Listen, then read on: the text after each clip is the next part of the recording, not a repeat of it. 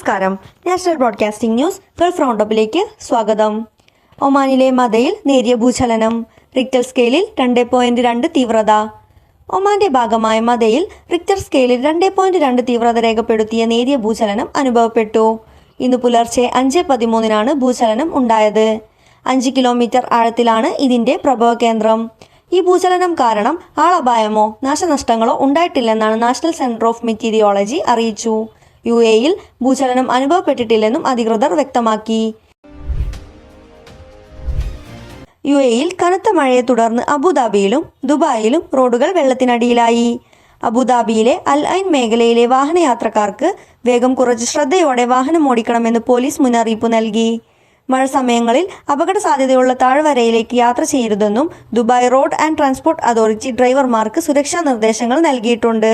UAE-യുടെ ദേശീയ കാലാവസ്ഥാ കേന്ദ്രം ഓറഞ്ച്, യെല്ലോ അലേർട്ടുകൾ പ്രഖ്യാപിച്ചു. ഈ അലേർട്ടുകൾ അബുദാബി, ദുബായ്, ഷാർജ കൂടാതെ വടക്കൻ എമിറേറ്റുകളിലും ബാധകമാണ്.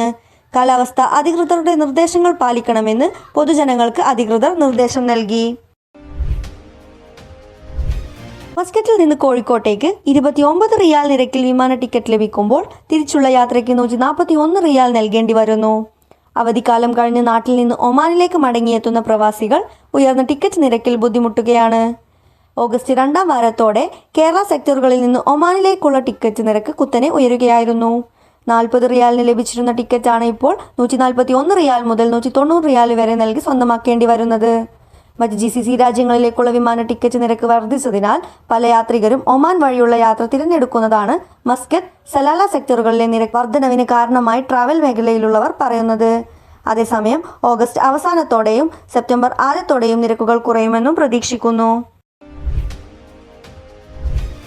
UAE-യിലെ സ്വദേശിവൽക്കരണ തട്ടിപ്പ്.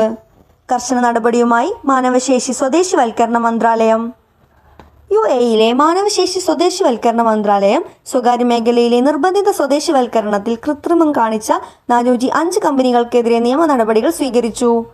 ഈ വർഷം ആദ്യത്തെ 6 മാസത്തിനിടെ നടത്തിയ പരിശോധനയിലാണ് നിയമലംഘനം കണ്ടെത്തിയത്. സ്വദേശികളുടെ പേരിൽ വ്യാജ തൊഴിൽ കരാറുണ്ടാക്കി വർക്ക് പെർമിറ്റ് നേടിയ കമ്പനികൾക്കെതിരെയാണ് പ്രധാനമായും നടപടി. നിയമം ലംഘിക്കുന്നവർക്ക് 1 ലക്ഷം മുതൽ 5 ലക്ഷം ദിർഹം വരെ പിഴ ചുമത്തും. നിയമം ആവർത്തിച്ച് ലംഘിച്ചാൽ പിഴത്തുക വർദ്ധിക്കും. രണ്ടാമതും ലംഘനം നടത്തിയാൽ 3 ലക്ഷം ദിർഹവും മൂന്നാമതും ലംഘിച്ചാൽ 5 ലക്ഷം ദിർഹവുമായിരിക്കും പിഴ. വാസ്തവവിരുദ്ധമായ രേഖകൾ സമർപ്പിച്ച് നാഫിസ് ആനുകൂല്യങ്ങൾ നേടാൻ ശ്രമിക്കുന്ന കമ്പനികൾക്കെതിരെയും നടപടിയുണ്ടാകും. കൂടുതൽ അപ്ഡേറ്റ്സിനായി കാത്തിരിക്കുക. National broadcasting news India. നന്ദി.